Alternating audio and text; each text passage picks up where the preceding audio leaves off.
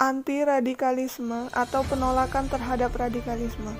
Pengertian radikalisme menurut Kamus Besar Bahasa Indonesia yaitu paham atau aliran yang menginginkan perubahan atau pembaharuan sosial dan politik dengan cara kekerasan atau drastis. Sedangkan anti-radikalisme adalah gerakan anti kekerasan yang biasanya gerakannya berdasarkan sila-sila Pancasila yang sangat menentang adanya sebuah radikalisme atau gerakan perpecahan antar bangsa.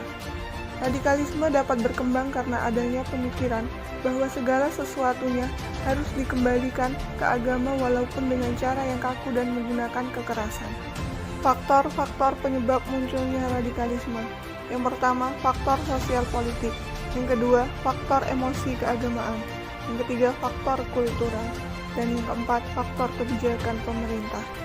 Peran ideologi Pancasila untuk membentengi diri dari radikalisme. Pancasila merupakan pegangan hidup bangsa Indonesia yang kini mulai terkikis seiring pesatnya perkembangan teknologi dan kuatnya arus informasi di era globalisasi saat ini.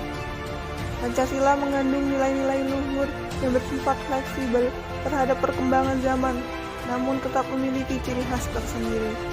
Pancasila sebagai ideologi bangsa ini sangatlah penting dipahami dan dijiwai, sebab nilai-nilai yang secara tersirat maupun tersurat memiliki tujuan yang mulia dan dapat membawa bangsa ini ke dalam peradaban yang baik.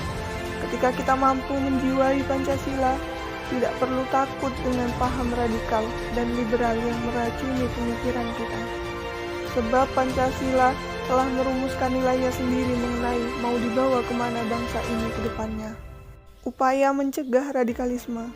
1. Memperkuat pendidikan kewarganegaraan dengan menanamkan pemahaman yang mendalam terhadap 4 pilar kebangsaan, yaitu Pancasila, Undang-Undang Dasar 1945, Negara Kesatuan Republik Indonesia, dan Bhinneka Tunggal Ika. Melalui pendidikan kewarganegaraan, para pemuda didorong untuk menjunjung tinggi dan menginternalisasikan nilai-nilai luhur yang sejalan dengan kearifan lokal, seperti toleransi antar umat beragama, kebebasan yang bertanggung jawab, gotong royong, kejujuran, dan cinta tanah air, serta kepedulian antar warga masyarakat. Mengarahkan para pemuda pada beragam aktivitas yang berkualitas, baik di bidang akademis, sosial, keagamaan, seni, budaya, maupun olahraga. Kegiatan-kegiatan positif ini akan memacu mereka menjadi pemuda yang berprestasi dan aktif berorganisasi di lingkungannya, sehingga dapat mengantisipasi pemuda dari pengaruh ideologi radikal terorisme. Yang ketiga, memberikan pemahaman agama yang damai dan toleran, sehingga pemuda tidak mudah terjebak pada unsur ajaran radikalisme.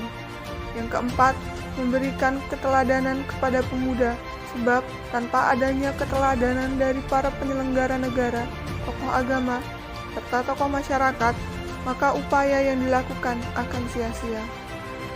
Sekian dari saya. Wassalamualaikum warahmatullahi wabarakatuh.